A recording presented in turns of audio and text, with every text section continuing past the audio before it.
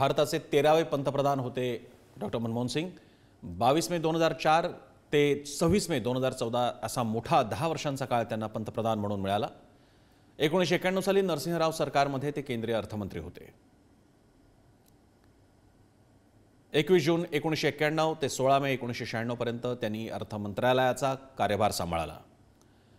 देशातील आर्थिक सुधारणांचे नरसिंह राव यांच्या इतकेच तेही प्रणेते होते। पंजाब प्रांतात 26 सप्टेंबर 1932 रोजी त्यांचा जन्म झाला होता।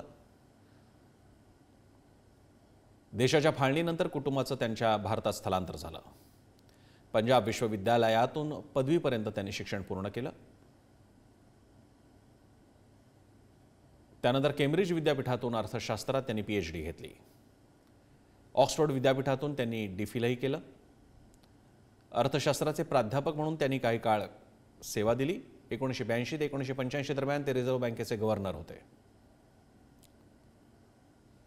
1985 ते 87 दरम्यान योजना आयोगाचं उपाध्यक्षपदही त्यांनी सांभाळलं।